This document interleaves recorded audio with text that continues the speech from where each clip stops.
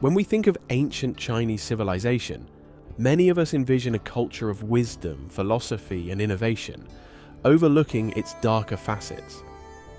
The common misconception is that such an advanced society would avoid brutal punishments, yet ancient China employed some of the most severe methods of torture and execution in history to maintain order and control.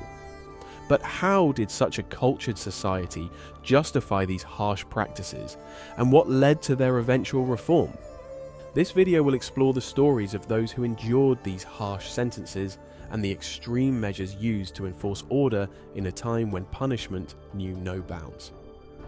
Welcome to Raw History.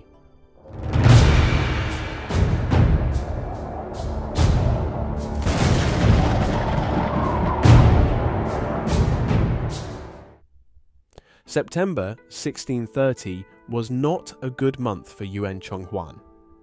The Ming Dynasty general's military reputation lay ruined after he failed to fight off an invading Jurchen army at Shanhai Pass in today's Hebei province. Next, he was accused of collaborating with the enemy. Though there was little evidence against him, the Ming state hastily found Yuan guilty and sentenced him to the most brutal of punishments: death by lynching, or slow slicing. In front of a large crowd at Ganxiqiao in Beijing, an executioner began slowly cutting and slicing Yuan's body with a knife, removing various body parts while keeping him alive.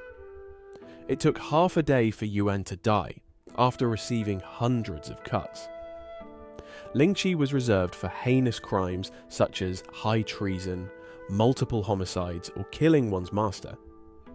However, there were many other forms of physical torture once used either as punishment or to obtain confessions in ancient China.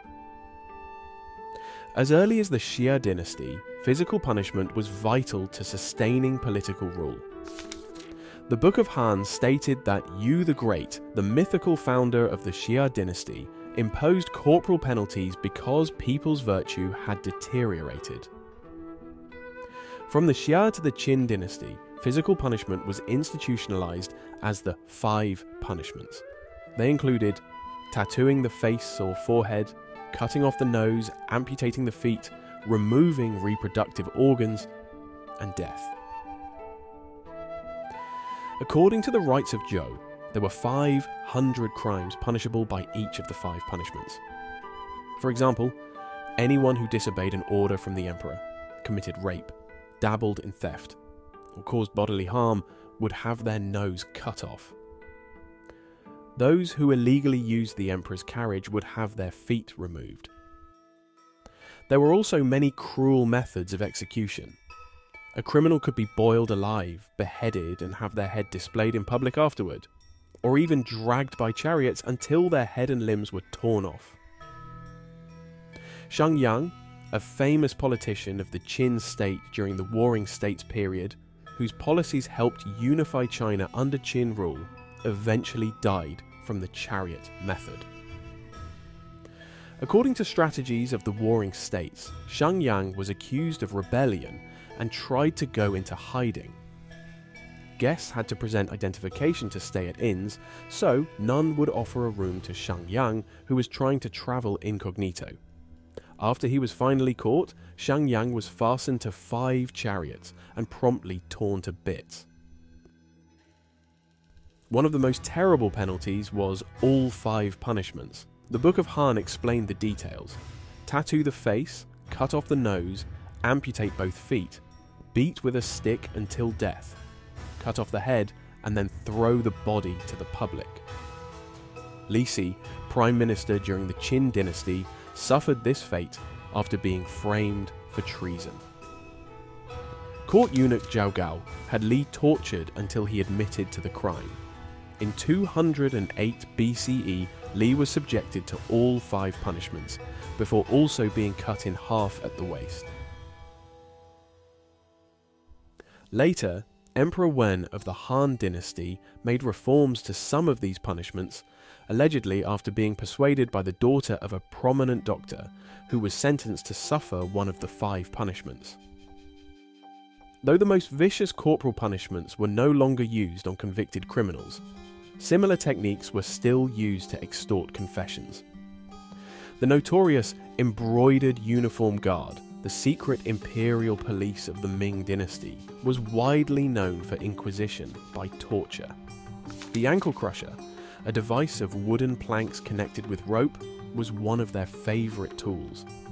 The secret police would force the suspect's legs between the planks and then pull on the rope at both ends so the wooden boards squeezed tight against the suspect's feet and legs. The torture would often result in broken ankles. A similar tool was the finger squeezer, consisting of 5 sticks with a rope connecting them. The suspect's fingers would be put in between the sticks and the rope pulled tight to crush them. Sometimes they could be more creative. Red embroidered shoes were iron shoes heated over flames until red hot and then forced onto the suspect's feet. The Qing dynasty saw more fundamental changes to corporal punishment. By the mid-1600s, the 5 penalties from the Sui and Tang were abolished, and only flogging was left as an official physical punishment for crimes, alongside the death penalty for serious violations. Then, in 1904, Emperor Guangxu announced that flogging with a cane and stick would also be outlawed. The next year, slow slicing was finally officially abolished. Just 275 years too late for poor Yuan Chonghuan. If you found this history interesting, make sure to like, comment and subscribe for more fascinating content. Don't forget to hit the bell icon to stay updated with our latest videos.